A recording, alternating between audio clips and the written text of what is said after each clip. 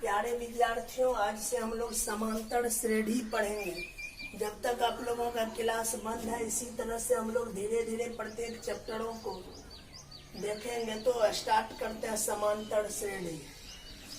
इसको आप लोग नोट्स बना करके ध्यान से पढ़ेंगे। तो समांतर श्रेणी जो है एपी, समांतर श्रेणी, इसको अंग्रेजी में अरिथमेटिक प्रोग्रेशन कहते हैं, एपी है ये। तो समांतर श्रेणी, सबसे पहले हम लोग समांतर श्रेणी का परिभाषा देखेंगे। तो हेडिंग देंगे समांतर श्रेणी, ये एपी है। तो हम लोग समांतर श्रेणी में लिखेंगे, यदि किसी श्रेणी में, यदि किसी श्रेणी में लगातार पदों की संख्या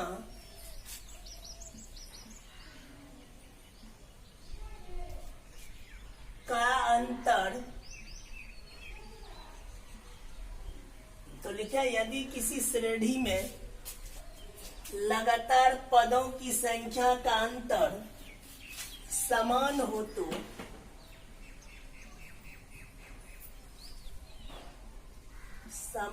तो उसे समांतर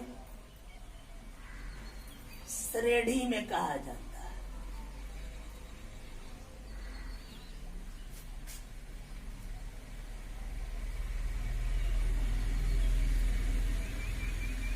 हो गया, यदि किसी श्रेणी में लगातार पदों की संख्या का अंतर समान हो तो उसे समांतर श्रेणी में कहा जाता है। तो एग्जाम्पल हम लोग इसका देखेंगे, जैसे 2, 4, 6, 8, 10 डॉट डॉट है। इस तरह से यहाँ देखेंगे, ये 4 में से 2 गया 2 हो जाएगा, 6 में से 4 गया 2 हो जाएगा, 8 में से 6 गया 2 हो जाएगा, 10 में से 8 गया 2 हो जाएगा। यहाँ लगातार पदों की संख्या का अंतर समान है। 4 में से 6 2 को घटाएंगे 2 होगा, 6 में से 4 को घटाएंगे 2 हो जाएगा, 8 में से 6 को घटाएंगे 2 हो जाएगा, 10 में से 8 को घटाएंगे 2 हो जाएगा। इस तरह लगातार संख्याओं का अंतर समान है, तो इसी को कहेंगे हम लोग एपी में है। तो सबसे पहले इस पद को कहा जाता है प्रथम पद A1, इसको A2, इसको A3, इसी तरह ये A4 है, A5 है। इसको डिनोट करेंगे A1, A2, A3, A4 और A5 से डिनोट करेंगे। तो सबसे पहले समांतर श्रेणी जाने की लगातार पदों की संख्या का अंतर समान हो जाएगा। अगले पद में उससे पहले वाले पद को घटाना है। यदि समान होते जाएगा तो एपी में होगा। इस तरह यहाँ देख रहे हैं, 4 में से 2 गया 2 हो जाएगा, 6 में से 4 गया 2 हो जाएगा, 8 में से 6 गया 2 हो जाएगा, 10 में से 8 गया 2 हो जाएगा। तो ये समांतर श्रेणी होगा। तो उसका इसका जो है स्टैंडर्ड फॉर्म जो होता है, व्यापक रूप, एपी का व्यापक रूप जो होता है, पहला पद ए होता है, दूसरा पद होता है ए प्लस डी होता है, तीसरा पद ए प्लस 2D होता है, चौथा पद ए प्लस 3D होता है, और पांचवा पद ए प्लस 4D होता है। तो यहाँ देख रहे हैं हम लोग, पहला पद ए याद रखेंगे, दूसरा पद ए प्लस डी, तीसरा ए प्लस 2D। यहाँ पता चल रहा है, तीसरा पद कहेगा तो एक कम यहाँ 2D लेंगे, चौथा पद कहेगा ए प्लस 3D लेंगे, पांचवा कहेगा ए प्लस 4D लेंगे, 10वां कहेगा ए प्लस 9D लेंगे, 11वां पद कहेगा ए प्लस 10D लेंगे। इसी तरह हम लोग यदि इसके टर्मों की संख्या n हो तो ये लास्ट nवां पद जो हो जाएगा, एक कम यहाँ होता है, ए प्लस n-1 इंटू डी, ये nवां पद हो गया। इस तरह से हम लोग ये तीसरा पद है ए प्लस 2D हुआ, एक कम है यहाँ या इस तरह से ये चौथा पद a प्लस 3d हुआ। यहाँ nवां पद के लिए एक कम हो जाएगा, n में से गया n माइनस 1 इंटू डी हो जाएगा। ये जो सूत्र है यही होता है an का सूत्र होता है, इसी को an कहा जाता है, या इसको tn भी कहते हैं और इसको l भी कहा जाता है। तो आप लोग याद रखेंगे an बराबर हो गया a plus n minus 1 into D. ये nवां पद है, आपको ये पद हो गया। यहाँ एक सूत्र यहाँ से आ रहा है an बराबर a plus n minus 1 into D. इस सूत्र को याद रखेंगे, इस सूत्र पर इस सवाल बनेगा। तो आपको an बराबर निकला a plus n minus 1 into D. सबसे पहले यहाँ तक आप लोग को याद रखना होगा कि एपी में है कि नहीं। एपी में चेक करने के लिए a2 में से a1 को घटाएंगे, फिर a3 में से a2 को घटाएंगे। इसी तरह अगले पद में उससे पहले वाले पद को घटाना है। यदि समान हो जाएगा तो एपी में होगा। तो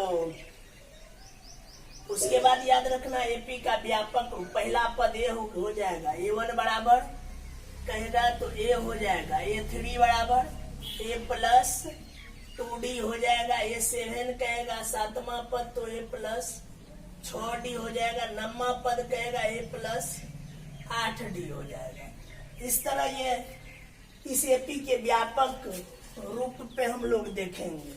तो सबसे पहले यहाँ पे आपको एपी का व्यापक रूप और ये an का फॉर्मूला दोनों को आप लोग को याद रखना है। और यदि सारमंतर समान होगा तो एपी में होगा। तो यहाँ पे ध्यान देंगे। अब इसके बाद है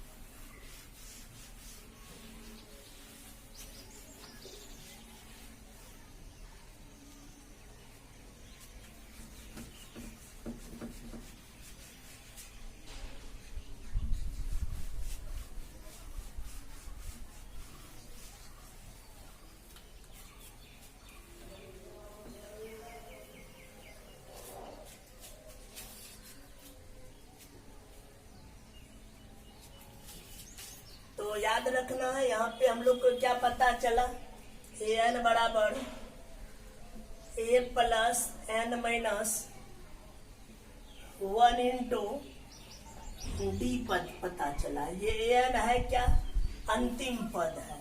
यहाँ पे a7 लगा देंगे तो सातवां पद हो जाएगा। तो यहाँ पे ध्यान देंगे a जो है, जहाँ a है प्रथम पद, प्रथम पद है, और डी जो है कॉमन डिफरेंस है, सारवंतर है, और एन जो है पदों की संख्या है।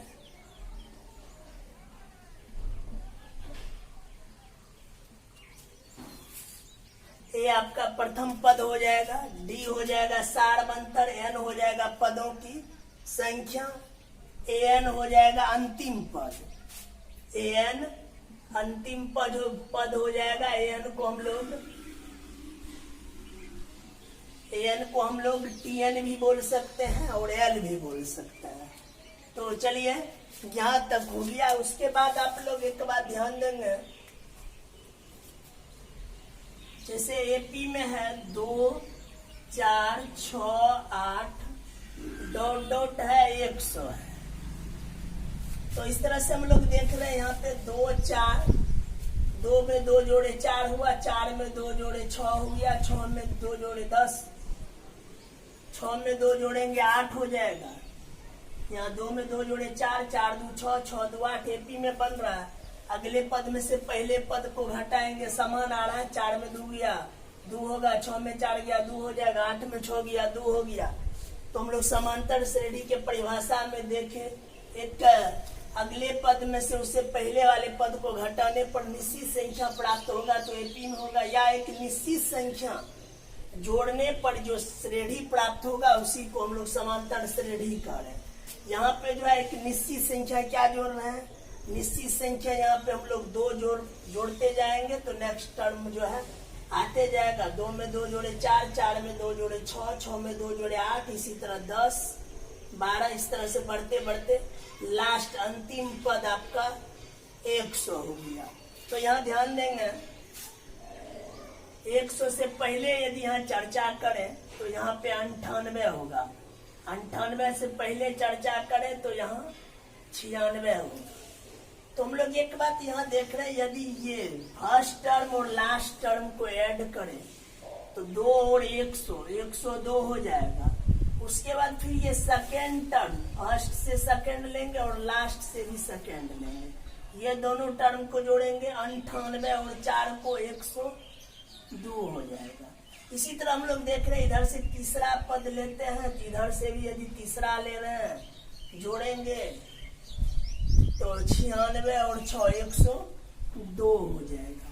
तो यहाँ पे हम लोग एक बात पता चल रहा है कि यदि ये जो है फर्स्ट टर्म और लास्ट टर्म को ऐड करें तो इस तरह से आएगा। यहाँ पे एक बात ध्यान देंगे, इसमें पदों की संख्या है कितना, पदों की संख्या इसमें हम लोग जान रहे हैं 2 से चले हैं, 25 है। पदों की संख्या 25 है। 25 में यदि इसमें 102 से यदि गुना कर देंगे, इसमें पदों की संख्या 50 हो जाएगा। 50 का आधा क्या हो जाएगा, 25 हो जाएगा। 25 ये 25 जो है टर्म में बनेगा। 2 का यदि जोड़ा लगाएंगे 25 टर्म में बनेगा। तो ये 25 हो गया। 25 और ये 102 का जोड़ा लग रहा है, 2 को मिलाकर के 102 हो रहा है। टोटल यहाँ 50 टर्म होगा। इसमें टोटल 50 टर्म हो जाएगा। 50 के आधा करेंगे 25 होगा। ये 25 लेंगे और जोड़ा लग रहा है, यदि देख रहे हैं फर्स्ट टर्म और लास्ट टर्म, फिर सेकेंड टर्म और इधर से भी सेकेंड टर्म लेंगे तो आपको 102 हो रहा है। 102 करके 25 जोड़ा लगेगा। यदि 25 से इसको गुना कर दें तो ये आपका आ जाएगा क्या, इसका जो योग आ जाएगा। इसलिए इसको जोड़ने के लिए यदि समांतर श्रेणी में है उसका योग प्राप्त करने के लिए तो योग होता है SN होता है, n पदों का योग होता है सम ऑफ nth टर्म। तो n पदों का योग क्या हो जाएगा, ये 25 क्या हो गया आपका, इसमें 50 टर्म था, मीन्स आपका n का वैल्यू 50 था, इसको आधा किया n/2 हो गया। उसके बाद हम लोग जान रहे हैं यहाँ जो लास्ट टर्म था ये आपका जान रहे an और ये क्या है, ये आपका है a है फर्स्ट टर्म। तो a प्लस an लिख सकते हैं। a प्लस an करेंगे मतलब फर्स्ट इधर से फर्स्ट और इधर से फर्स्ट लेंगे, लास्ट से फर्स्ट लेंगे, दोनों को जोड़ेंगे और उसमें जितना टर्म रहेगा उसका आधा यदि कर देंगे तो जोड़ निकल जाएगा। SN बराबर n/2 a प्लस an हो जाएगा। और हम लोग एक बात और जानते हैं, n/2 लेंगे, an का भी जस्ट फॉर्मूला देखिए a plus n minus 1 into D. यदि an के जगह a plus n minus 1 into D रख दे, a और a जुट करके 2a हो जाएगा। यहाँ पे हो जाएगा 2a plus n minus 1 into D हो जाएगा। ये आपका SN का फॉर्मूला हो गया, योग का फॉर्मूला हो गया। ये आपको सम का फॉर्मूला हो गया। तो योग का फॉर्मूला हम लोग जान गए, SN बराबर n/2 a प्लस an या n/2 2a plus n minus 1 into D. यहाँ तक योग फल का फॉर्मूला हो गया। तो सबसे पहले आप लोग ये an का और उसके बाद SN का फॉर्मूला याद रखेंगे। और तो चलिए हम लोग चैप्टर पर चलें।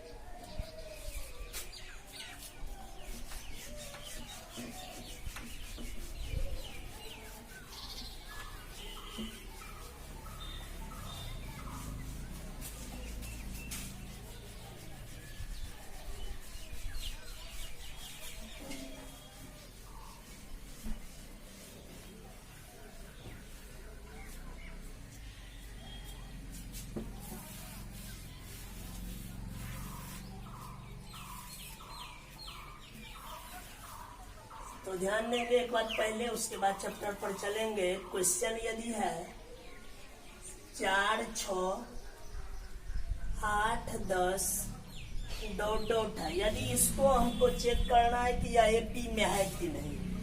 चेक करना है या एपी में है कि नहीं। तो सबसे पहले आप लोग जान रहे हैं ये A1 है, ये A2 है, ये A3 है और ये A4 है। इस तरह से हम लोग इसमें से इसको घटाएंगे, मतलब A2 माइनस A1 करेंगे। 6 में से 4 गया, 2 हो जाएगा। फिर A3 लेंगे, A3 में से A2 को घटाएंगे। A3 कितना है, 8 है, 8 में से 6 को घटाएंगे, 2 हो जाएगा। उसके बाद A4 में से A3 को घटाएंगे, 1 2 3 4, A4 10 है, में से घटा देना 8 को, तो 2 हो जाएगा। ये जो आपका ये समान आ रहा है, यदि ये समान आ जाएगा तो एपी में होगा। और इसी को कहा जाता है डी, इसी को सारमंतर डी कहता है। यदि ये समान नहीं होगा तो समांतर श्रेणी में नहीं होगा। तो चले एक्सरसाइज में।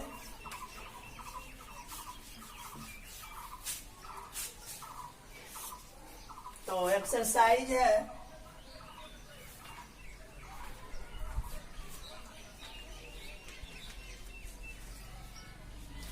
5.1 स्टार्ट करेंगे।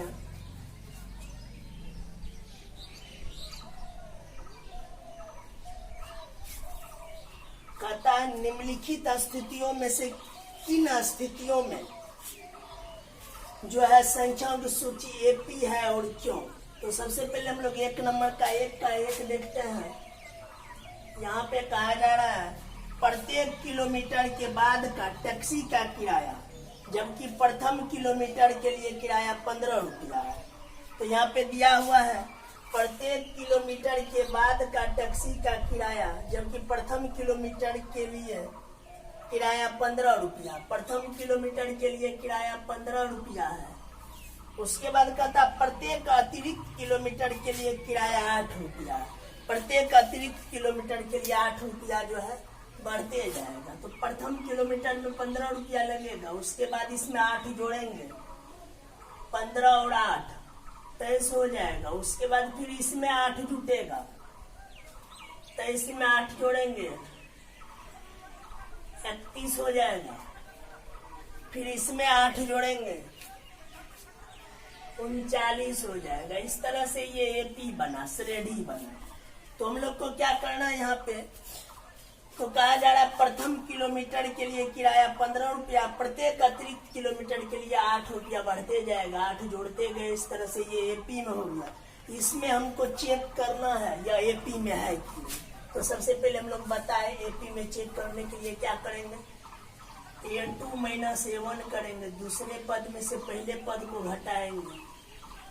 दूसरा 23 में से फिर 15 को घटाए कितना, 8 हो जाएगा। फिर A3 माइनस A2 करेंगे, पहला दूसरा तीसरा 31 है, 31 में से 23 को घटाएंगे, 8 हो जाएगा। फिर A4 में से A3 को घटाएंगे, 39 में से 31 को घटाएंगे, यहाँ भी 8 हो गया। यहाँ पे देख रहे हैं समान हो रहा है, तो ये क्या हो जाएगा, अतः यह एपी में है। यह श्रेणी जो है एपी में है, अतः यह एपी में है। इसी तरह से पहला नंबर हम लोग बनाएंगे। तो यहाँ से मेन रूप से ये भाषा पे आधारित है। इसके बाद 2 नंबर से बनाने में थोड़ा सा अच्छा लगता है। इसको इसमें 2 नंबर से देखते हैं। 1 खत्म हो जाए, 1 में 4 सवाल है, 4 के बाद 2 से बनाएंगे। पूरा आसान है। 2 के बाद हम लोग जो है एक सवाल करके बनाते जाएंगे। और तो चले पहले 2 का 2 में 1 का 2 में है किसी बेलन में उपस्थित हवा की मात्रा, जबकि वायु निकालने वाला पंप प्रत्येक बार बेलन की शेष हवा का 1/4 भाग बाहर निकाल देता है। तो सबसे पहले बेलन में जो है उपस्थित हवा की मात्रा, जबकि वायु निकालने वाला पंप जो है प्रत्येक बार बेलन की शेष हवा का 1/4 भाग बाहर निकाल देता। तो सबसे पहले हम लोग मान लेंगे, माना कि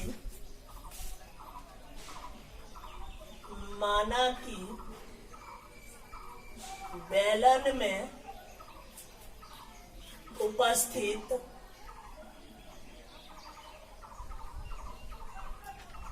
हवा की मात्रा बराबर x। हम लोग मान लिए, माना कि बेलन में उपस्थित हवा की मात्रा बराबर x मान लिए।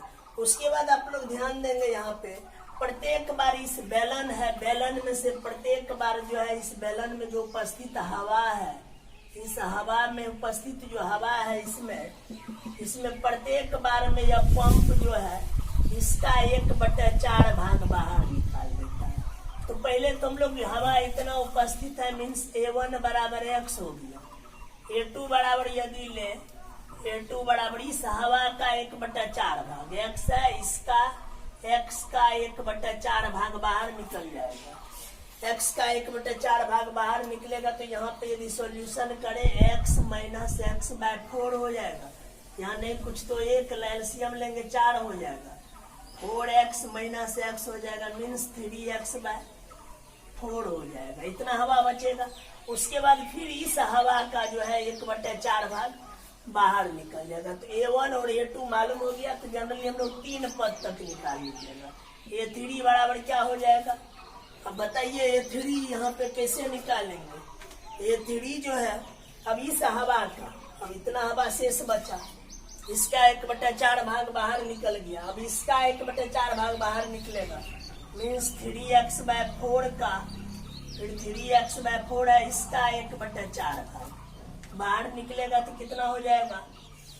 3x/4 माइनस और गुना करे 3x गुना 1 3x हो जाएगा बटे 4 चौके 16 हो जाएगा। एलसीएम यहाँ लेंगे 16 हो जाएगा, 4 से भाग देंगे, 4 चौक 16 4 हो जाएगा, 4 तिया 12 हो जाएगा। 12x माइनस यहाँ 16 कट जाएगा, 1 होगा, 1 गुना 3x करेंगे 3x हो जाएगा। तो यहाँ पे हो जाएगा 9x मीन्स यहाँ पे हो गया 9x/16 हो गया। तो आपको A1 A2 और A3 पता चला। A1 पता चला कितना x, उसका 1/4 भाग बाहर निकाले तो हो गया 3x/4 हो गया, 3x/4 हो गया। फिर उसका 3x/4 का 1/4 भाग बाहर निकाले तो हो गया 9x/16 हो गया। तो सबसे पहले प्रश्न जो करा कि यह AP में बन रहा है कि नहीं, ये चेक करना है। तो सबसे पहले आप लोग कीजिए, तो बताए अगले पद में से उससे पहले वाले पद को घटा करके चेक करेंगे कि यह AP में बन रहा है कि नहीं। तो सबसे पहले A2 माइनस A1 करेंगे। तो A2 कितना है? A2 है 3x/3x है कितना? 4 है। 3x/4 में से घटा देंगे x को, x घटा दिए, नहीं कुछ तो 1 दे दिए। एलसीएम कितना हो गया? 4। यहाँ 3x माइनस हो गया, 1 से बांधेंगे 4 गुना x, 4x हो जाएगा। यहाँ पे माइनस x/4 हो गया। फिर क्या करना है? A3 माइनस A2 करना है। A3 कितना है? 9x/16 में से घटा देना है। A2 है 3x/4 है। यहाँ पे एलसीएम आ गया 16, यहाँ पे 9x ही रहेगा, 4 से भागे 4 हो जाएगा, 4 तिया 12, 12x हो जाएगा। यहाँ पे घटाएंगे 9, तो सबसे पहले यहाँ पे हम लोग देख रहे हैं, तो घटाएंगे -3x/16 हो गया। तो यहाँ पे हम लोग देख रहे हैं कि यह समान नहीं है, ये x/4 है, ये -3x/16 है, ये दोनों समान नहीं है। अतः यह AP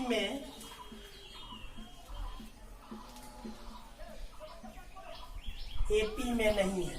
तो सबसे पहले हम लोग इस तरह से इसको चेक किए, अगले पद में से पहले पद को घटाए। यदि समान मिल रहा था तो AP में होता था, यदि समान नहीं मिल रहा था तो AP में नहीं होता था। तो चलिए हम लोग 1 का 2 नंबर तक देखें, फिर हम लोग नेक्स्ट क्लास में आगे देखेंगे। बस यही तक रहने दीजिए, आप लोग ध्यान से इसको पढ़िएगा, बस रहने दीजिए। Thank you.